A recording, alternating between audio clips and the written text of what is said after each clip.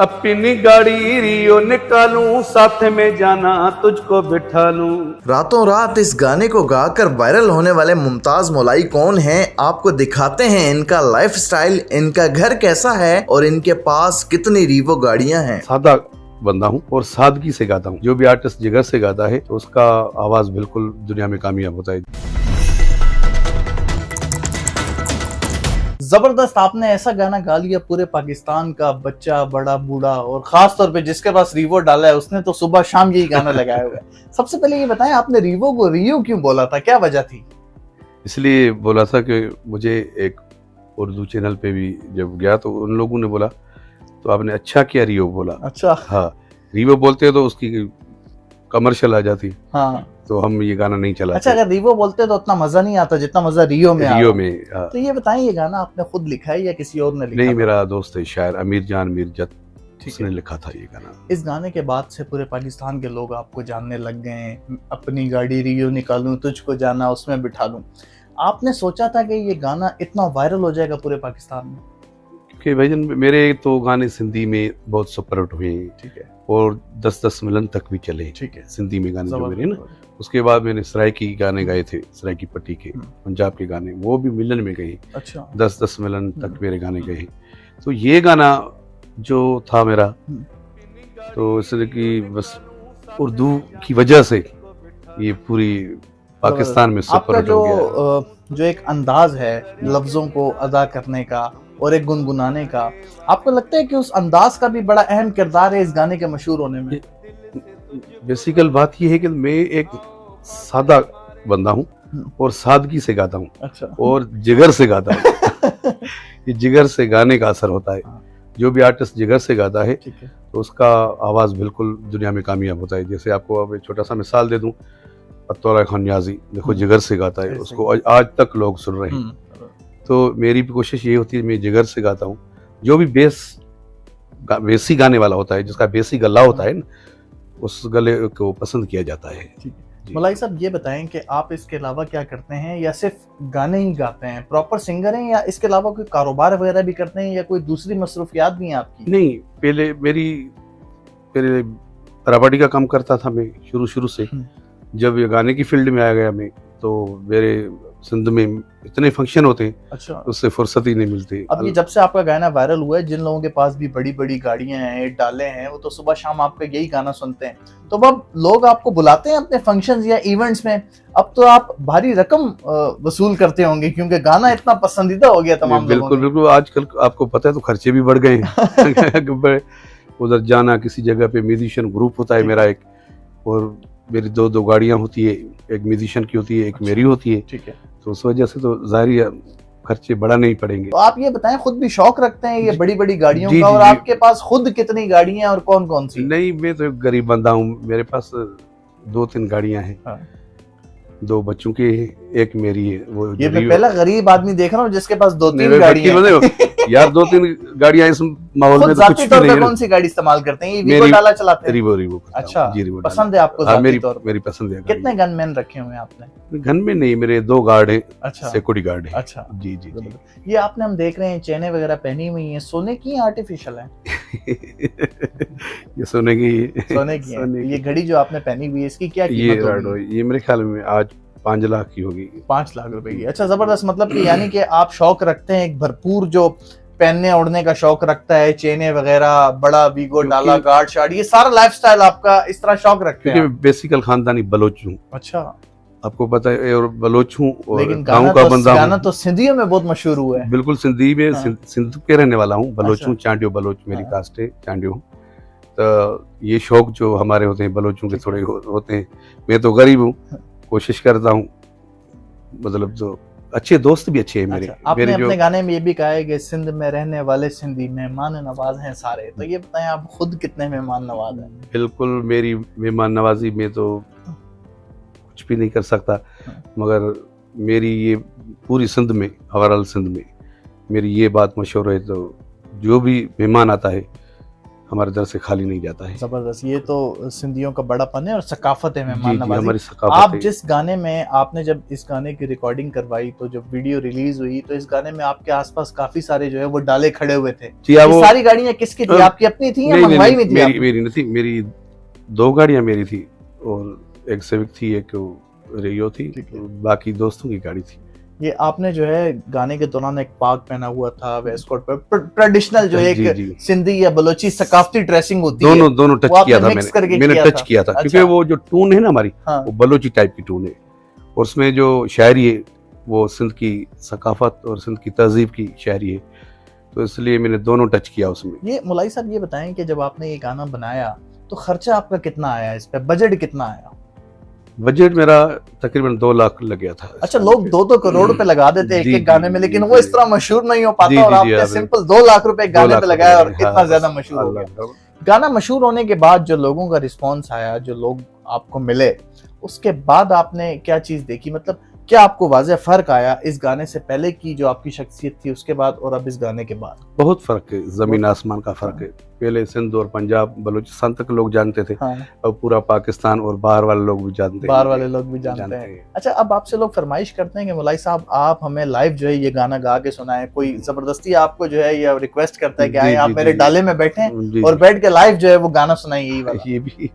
ये भी करता हूँ। अच्छा जी जी। अच्छा, हम चाहते हैं कि आप अपने इस गाने के 2 अशार हमारे देखने वालों को उसी अंदाज में सुनाएं जिस तरह लोग ये पूरे पाकिस्तान में सुन रहे हैं। अपनी गाड़ी रियो निकालूं, साथ में जाना तुझको बिठा लूं, मछली पला खिलाऊं तुझे सिंधु दरिया के किनारे, हम सिंधों में रहने वाले सिंधी मेहमान नवाज हैं सारे, दिल से तुझको दावत है कभी आओ पास हमारे, हम सिंधों में रहने वाले सिंधी मेहमान नवाज हैं सारे।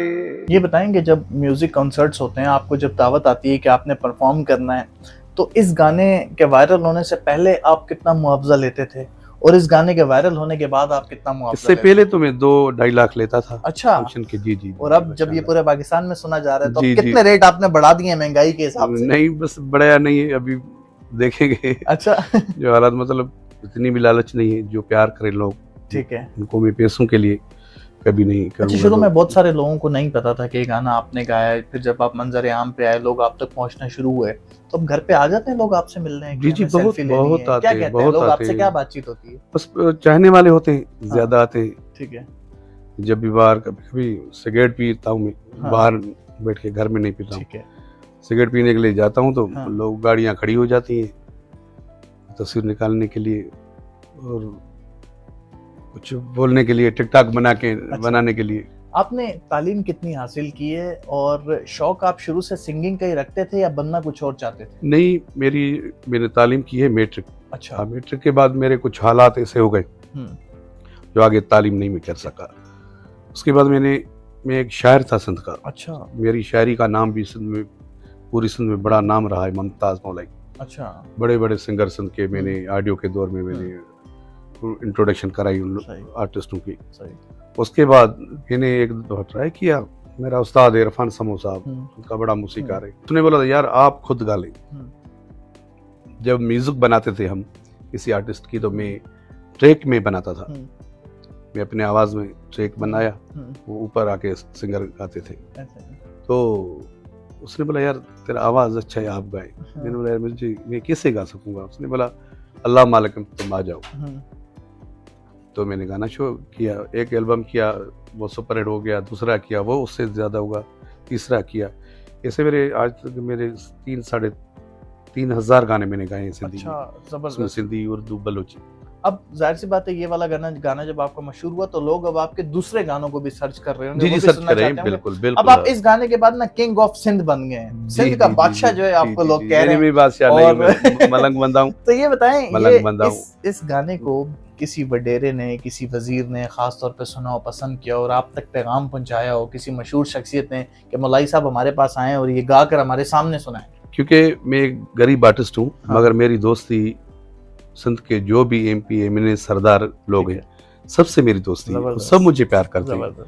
जब भी फारक होता हूँ मैं, मुझे ये लाइफ स्टाइल भी उन लोगों ने अच्छा सिखाया है। अच्छा तो यार तेरा नाम है तो इस टाइप की गाड़ियां रखी। मैंने बोला यार मैं तो फकीर बंदा हूँ, ऐसे नहीं करो। गाड़ी किसी ने गिफ्ट दी है या आपने खुद ली? नहीं, मैंने खुद ली है, अपनी अच्छा, मेहनत से ली। अच्छा। जी जी जी। इमरान खान साहब की गिरफ्तारी हुई जब उनको रेंजर्स एहलकार गिरफ्तार करके लेके जा रहे थे और डाले में बिठा रहे थे, तो उस क्लिप के ऊपर भी आपका गाना जो है लोगों ने चलाया कि अपनी गाड़ी रियो निकालूं साथ में जाना तुझको बिठा लूं। तो इन सारी चीजों को आप कैसे देखते हो जब आपने देखा? यार इसमें तो कैसा? मेरा कोई कसूर नहीं है ना।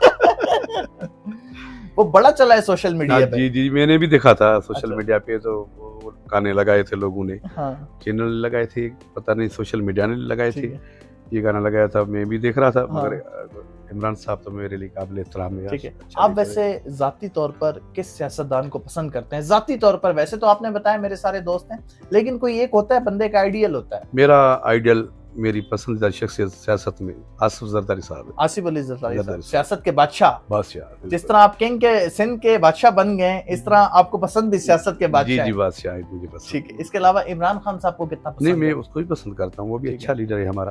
ठीक है। मगर दिल की बात होती है, हाँ, दिल में जो बसता है, हाँ, जिससे बंदा मुतासर हो जाता है, ऐसा ही है। तो वो मेरा जरदारी साहब है। अब जितनी भी गिरफ्तारियां हो रही हैं, अगर उसमें कोई डाला आता है गिरफ्तार करने के लिए, तो उस पे भी यही वाला आपका ही गाना चलता है, अपनी गाड़ी रियो निकालूं। फिर अगर लेके जा रहे होते हैं तो उस पे ये पीछे से क्लिप चल जाता है, मछली पल्ला खिलाऊं तुझे। वो तो भाई हमने तो एक मेहमान नवाजी का बनाया था। हाँ।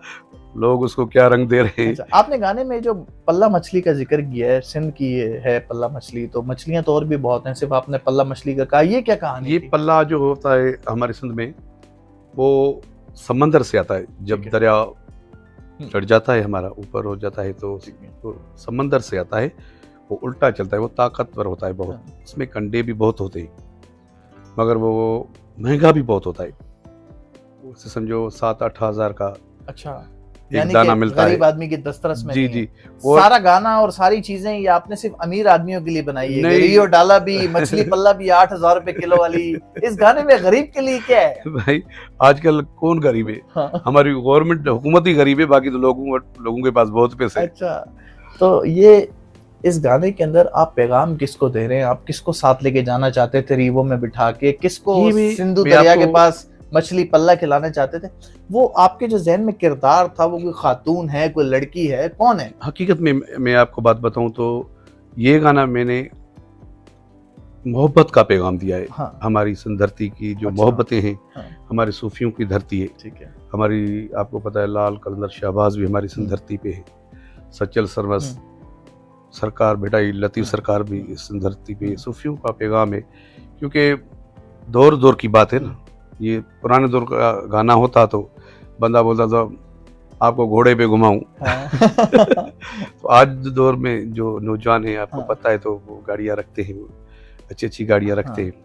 और जो टिकटॉक भी बनाते हैं, तो वो आपको पता है, तो वो भी ऐसे अच्छे खासे लोगों में ऐसे ये भी हो गया ऐसे है, ही। जरासीम हो गया है। टिकटॉक पे तो सबसे ज्यादा चल रहा है ये वाला जी गाना जी जी आपका। जी। अच्छा, आप मुमताज मोलाई साहब खुद भी जो मोलाई हैं और सिंध से आपका ताल्लुक है, सिंध में बड़ी बड़ी दरगाहें हैं, जी जी बड़े माशाल्लाह। मज़ारात हैं, जी जी। लाल शहबाज कलंदर हो गए, बहुत सारे, सुभान आपदा परवीन साहिबा भी बेशक। बड़े कलाम पढ़ चुकी हैं बड़े दरगाहों पर। बड़े बड़े। तो आपने भी कोई सोचा है कि मैं जितनी जी, भी जी। दरगाहें हैं इस हवाले से, क्योंकि अगर आप दरगाहों पर कलाम पढ़ते हैं तो भी बड़ा लोग पसंद करते हैं और मैं दिल से। पढ़ता हूँ, और मेरा अभी भी गाना आ रहा है, सच्चल सरमस की काफी है। ठीक है। वो उसके बहुत- अंदर भी कोई रियो बिल्कुल। डाला होगा या नहीं नहीं? नहीं नहीं, वो बुजुर्ग की शायरी है। अच्छा।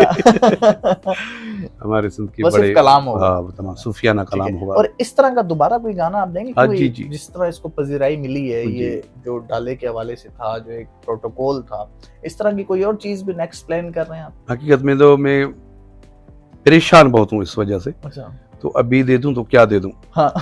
देना है तो इससे ज्यादा अच्छा देना है। इससे ज्यादा थोड़ा अच्छा टाइम था। लगेगा, इंशाल्लाह इससे ज्यादा अच्छा गाना दूंगा।